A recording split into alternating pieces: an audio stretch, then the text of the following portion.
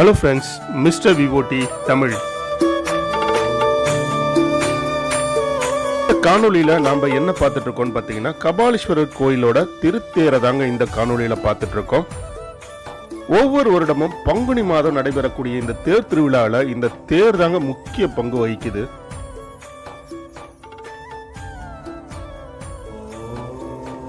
அந்த தேரோட அழகை தான் நாம் இந்த காணொலியில் பார்த்துட்டு இருக்கோம். கொஞ்சம் லேட்டாக வந்ததுனால தேர் வீதி உலா வரக்கூடிய அந்த காட்சிகளை எடுக்க முடியாமல் போயிடுச்சு. அதனால மக்கள் தேர் இருக்கக்கூடிய இடத்துல குவிஞ்சி இருந்து நிலையில நிறுத்தினதுக்கு அப்புறம் தேர்ல இருக்கக்கூடிய கடவுளை வணங்குற காட்சிகளை தான் நீங்க இப்ப பார்த்துட்டு இருக்கீங்க. ஒவ்வொரு வருடமும் பங்குனி மாதம் இந்த தேர் திருவிழா வெகு விமர்சையாக நடைபெறும். 63 நாயன்மார்கள் திருவிழா நடக்கிற நாளில் அதற்கு முன்ன நாள் இந்த தேர் திருவிழா, அதோட பிரதோஷ நாளில் தான் இந்த தேர் திருவிழா நடைபெறுங்க.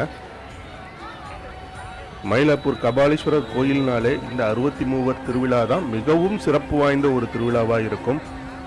அதில் இடம்பெற்றிருக்கக்கூடிய இந்த தேரை பாருங்க. ஒவ்வொருவரும் இந்த தேரை தரிசனம் செய்கிறது மிகவும் ஒரு சந்தோஷமான மகிழ்ச்சியான விஷயமா அமையுன்றதுனால தான் இந்த தேரை திருத்தேரை நாங்கள் காணொலியாக எடுத்து உங்களுக்காக வழங்கிட்டு இருக்கோம். நேரில் சென்று இந்த தேரை தரிசிக்க முடியாதவங்க இந்த காணொளி மூலயமா இந்த தேரை தரிசித்து இறைவனோட அருளை பெற்றுக்கோங்க. அடுத்த வருடம் கண்டிப்பாக இந்த தேர் திருவிழாவோட முழு வீடியோவும் நம்மளுடைய சேனலில் வரும். ஒவ்வொரு தேருக்கும் ஒரு சிறப்பு இருப்பது போல இந்த தேருக்கும் நிறைய சிறப்புகள் இருக்குங்க. இந்த தேரில் தாலி வரம் வேண்டி கல்யாணமாகாதவர்கள் இந்த தேரில் தாலியை கட்டுவாங்க. குழந்தை வரம் வேண்டுபவர் தொட்டியில வாங்கி தேரோட அந்த இடத்துல கட்டி விடுவாங்க. அடுத்த வருடத்துக்குள்ளவே அவங்களுக்கு குழந்தை பிறந்துடும். திருமணமாகாதவர்களுக்கு திருமணம் நடக்கும். இது மாதிரி நிறைய வேண்டுதல்களை இங்க இருக்கக்கூடிய மக்கள் இந்த தேர் திருவிழா நாட்கள்ல தேரோட அந்த தேர் இடத்துல கட்டி வைப்பாங்க.